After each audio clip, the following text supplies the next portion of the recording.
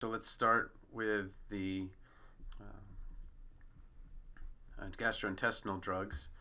Calcium carbonate, Tums, becomes Carbonato de calcio. And I translated back and front. It's always going to be the same, but back is parte trasera, so the part that is in back, or is behind, literally. And then the front is parte delantera, which is the part that is in front. So number one, it's an antacid, antiácido. Two, generic name is the same as the chemical name. So nombre genérico is nombre químico. And then number three, periodic table of elements, CA20. So it comes from la tabla periódico de los elementos, CA20. Okay, so in this video, I'm just going to translate it literally, give some Spanish translation, put it up there, and then eventually I'll have, of course, the Spanish-only version, which will have all of the details. Magnesium hydroxide is milk of magnesia, so Hidróxido de Magnesio, and this brand name actually translates, so Leche de Magnesia, and it's also antiácido. The nombre genérico becomes nombre químico, so chemical name and generic name are the same. And then periodic table of elements, it's on the tabla periódico de los elementos, Mg12.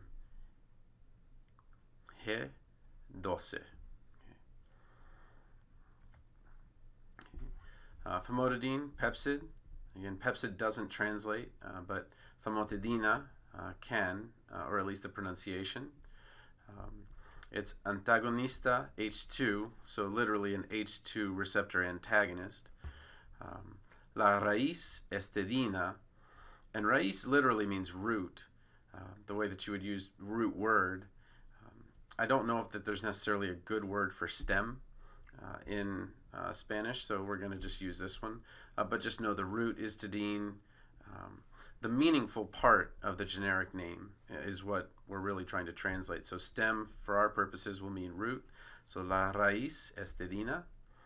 And then to remember it, this one we can actually use the English and Spanish, where péptico y ácido have the same PEP and CID, or PIP, CID, so that someone could say, oh, pepsid does make sense from two Spanish words as much as it makes sense from two English words in the brand name. Ranitidine, Zantac, becomes ranitidina. And again, H2 blocker, that blocker isn't really, it's more of an Americanism, so I have to use antagonista, H2, so an H2 receptor antagonist. Okay. Same thing, la raíz estedina, so the stem is tidine. And then same thing, we have an antagonist of acid, so antagonista y ácido.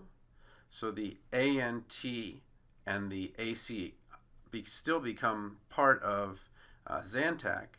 So there's a way to say, you could say Z plus antagonisto plus ácido, so zeta plus antagonista and ácido become the Zantac. So again, you could translate the brand English to a Spanish here. Esomeprazole, Nexium, becomes esomeprazole. So it's the same but different, where you lose that E, but we're going to see the PRAZOL retains that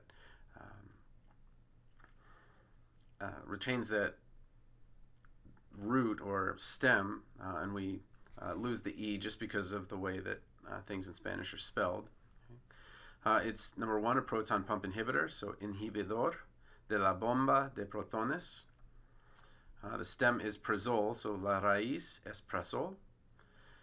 And next, it doesn't really translate well. It would translate to siguiente if we were, so that which segues if you were talking English. So it would actually be more like Segium or something like that if you were to actually translate it, the brand name, to Spanish. But next plus hydronium would become next, unfortunately, plus hidronio, H3O, and then plus, I guess, would be plus.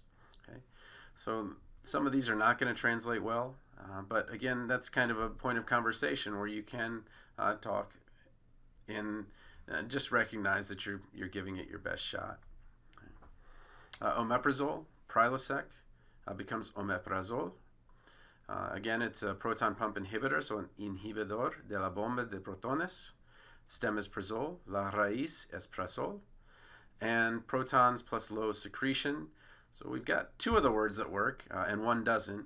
So protones plus low, which means bajo o reducido. But we wanted to use the LO as our mnemonic device, and we can't really. And then secreción means secretion. So again, if you were going to make a brand name based on this use of Spanish English, Prilosec would become like Pribasec. Okay, so protones bajo secreción, so to say that the protons would be lowered and the protons low secretion could be changed if you really wanted to change the brand name. I don't think that'll ever happen, but again, we're just kind of trying to make some sense out of the brand name for the Spanish speaker. Bismuth subsalicylate, pepto-bismol, becomes subsalicilato de bismuto. Again, remember that we're saying subsalicylate of bismuth just because that's how Spanish works. We're going to make the description after, so instead of red car, it becomes car red, or car of red color. Okay. So number one, Pepto-Bismol is not the same as children's Pepto, and this is where it really becomes important because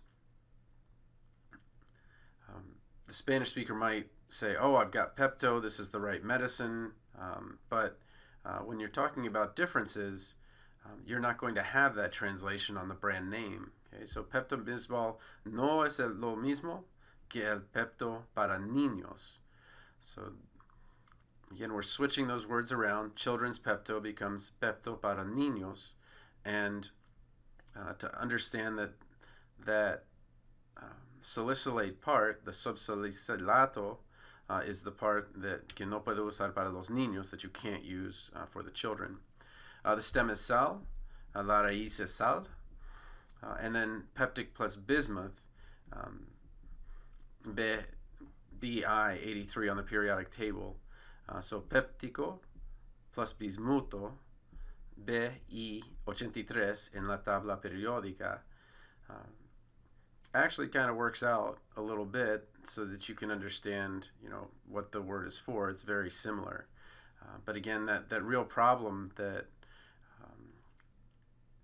adult Pepto should not be used by children needs to be clarified.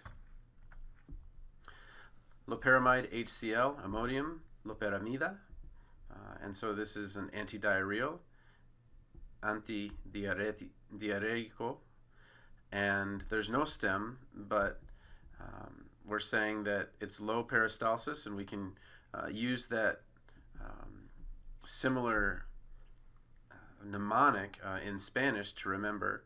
So sin raíz means no stem or no root, and then reducir peristalsis. So you can see that the low becomes reducir, and you kind of lose the mnemonic in translation. But you still have the per for peristalsis, so that at least you would know from Spanish to English that, okay, we've got a little something in there that might help us recognize what this drug is for. And then Imodium, which I used immobile as the way to remember that, what the heck, immobile, that it should be Imodium, so you're immobilizing the bowel, and here it would be immobile. So something similar, again, to let someone know, hey, This is to immobilize the bowel.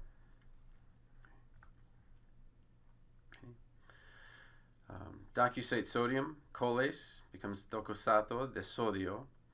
It's a stool softener, so ablandador de las heces. You take with water, so se debe tomar con agua. And then colon's pace was supposed to translate, but it doesn't really. The colon part does in Spanish, but the pace doesn't, unfortunately. And the way to remember it would be el ritmo del colon, which would be the rhythm of the colon, but unfortunately that doesn't really translate as well as I would have liked it to. Polyethylene glycol, Miralax.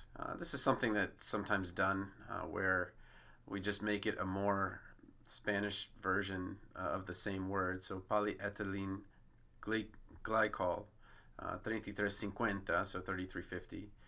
It's an osmotic laxative, laxante de tipo osmotico. So it's a laxative of the type osmotic. The stem is PEG, la raíz es PEG. And then miracle laxative, laxante milagro. That still works. Where the mira actually means see in Spanish. So I don't know if that works out well, which is mira, lax. So see, laxative. I don't know. We could figure something out with that. All right, let me stop here so that we have at least a good break about every 10 minutes or so.